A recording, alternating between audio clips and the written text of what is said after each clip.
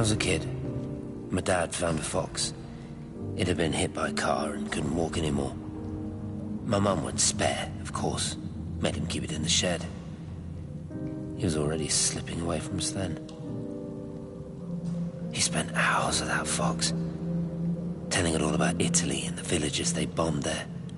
I was jealous, I think.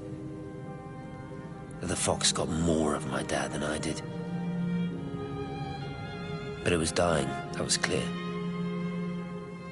So one day, I snuck out, took it a sandwich for food. I was only 8. When it bit me, I remember the anger, the shock, the hurt. Running in, screaming from the garden, my mum panicking about rabies. My dad beat it to death with a spade. Later I found him crying. I'd done it, Ken, son. That's what he said. I'd done it, Ken, it was hurting you. That's just a poor, dumb, dying animal. It doesn't know it's hurting us. Christ help us, it's left the valley. It's everywhere now. It's been 3 hours since the planes went over. I haven't been able to reach anyone on the shortwave. I'm beginning to think I may have made a terrible miscalculation.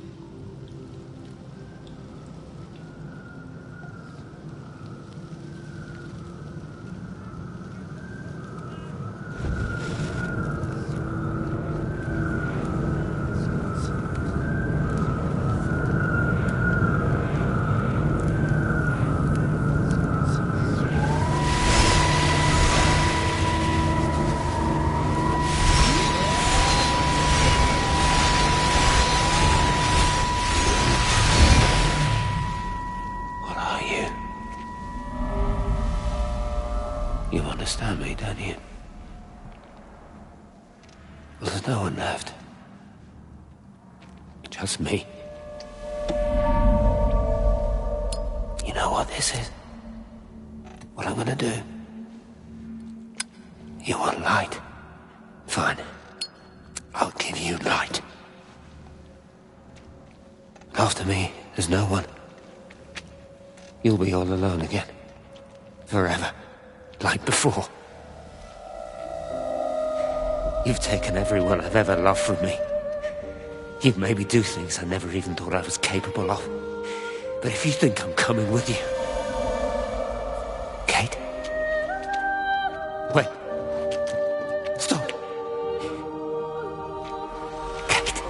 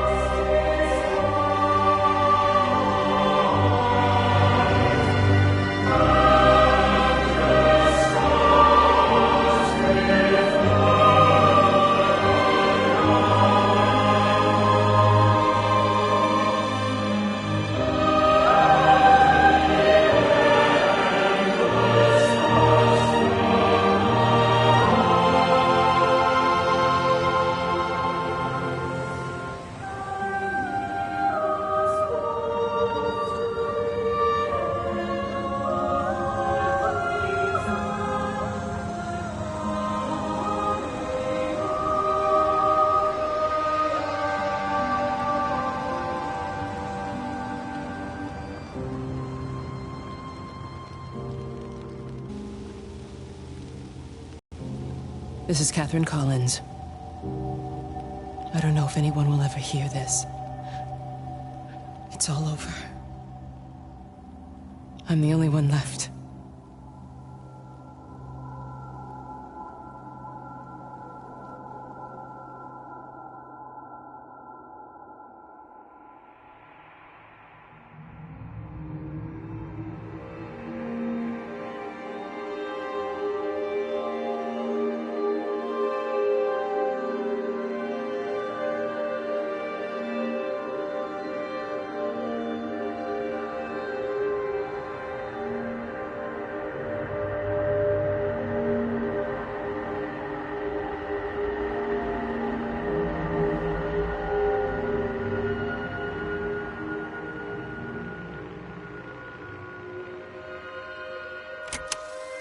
On the plane, Stephen leaned across me and pointed out of the window.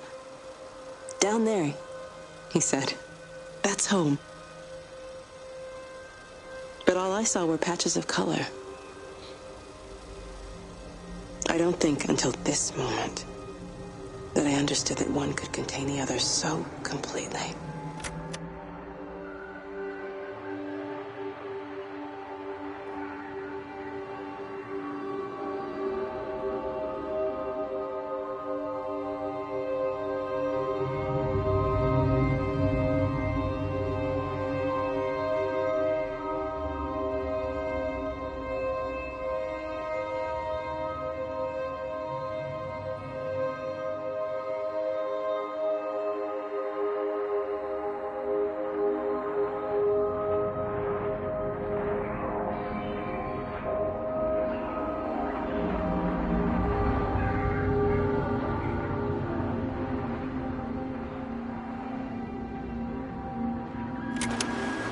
I know it didn't mean to hurt any of them. I try and explain why Lizzie tried to leave with her child and why it was wrong to stop her. I try and explain that much of what it did was wrong. It shows me Stephen and Lizzie together. And I'm happy for them. Frank walks his fields with Mary. Wendy and Edward nest together in the orchards of their love. Jeremy lies at peace with his God at last. All of them are happy because they are together. I understand it better now. It is a collector of time, of butterflies.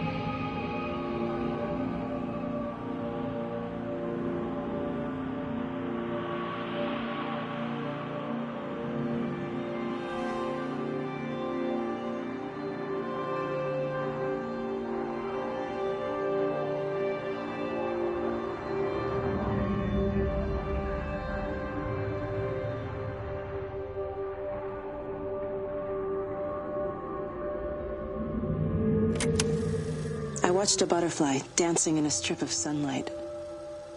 All of its life contained in a single day. The blink of an eye between the ebb of the darkening tide. Lying there with the pattern curled around me, I saw the inevitability. The necessity of presence born from absence.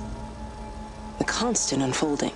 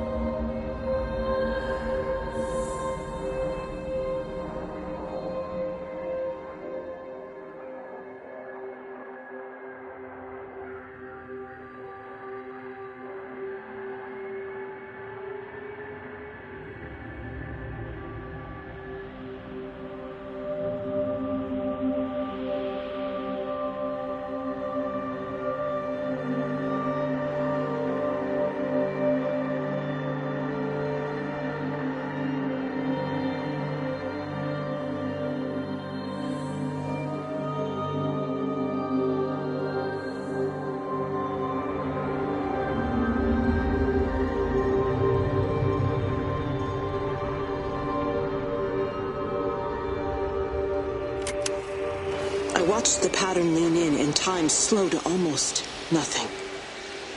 I saw the flame leap from Stephen's hand, and the moment hang in the air forever. I watched his face, and in the last second, I almost believe he saw me. He wasn't frightened or angry. I remember his expression, just like I remember it from the first time, early that morning when he woke and, still half sleeping, said, "God, I love you." And I loved him as he entered the fire, and I let him go, knowing I wasn't ready to join him. We have held time to ourselves here in this place, held the light to the ground because we were afraid of the coming dark. But now we understand that to cling to the light is not living. I've spent my life watching the illumination from a million dead stars reaching for me without grasping this meaning. The light we cast transcends our death. The pattern made by our living creates a bridge across the dark.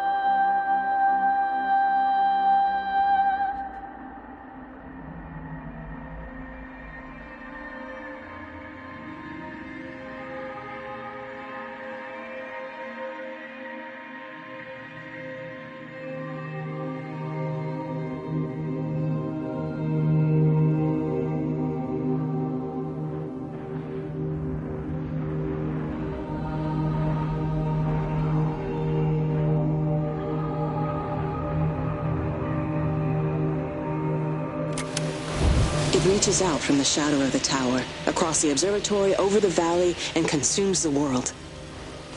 Everything is light now. Everything has come to rest. The world is scored by the traces we carved into it. Our presence is everywhere, the bridge joining our stories. This world existed before we came to it, and it will continue without us. In the empty fields and houses, our traces radiate, and others will come to dance in the light we cast. We can slip away gently, unafraid, knowing that everything will continue.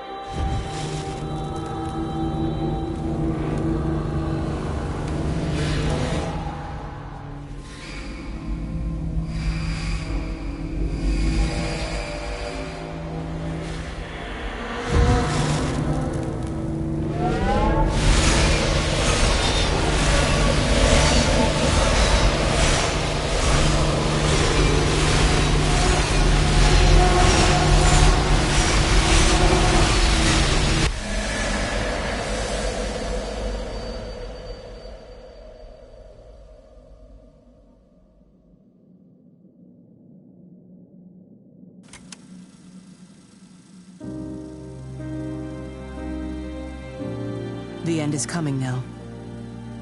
I'm not afraid. We have each other.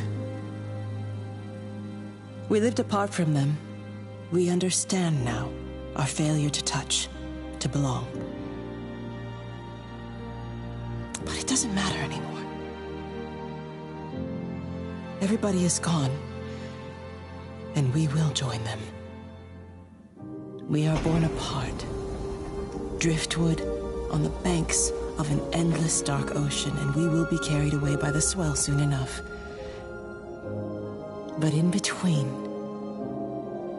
in the single day of living, that dancing in a strip of sunlight, we can find what we miss. The love that makes us whole. The imminence. Everybody found their other. This pattern is mine.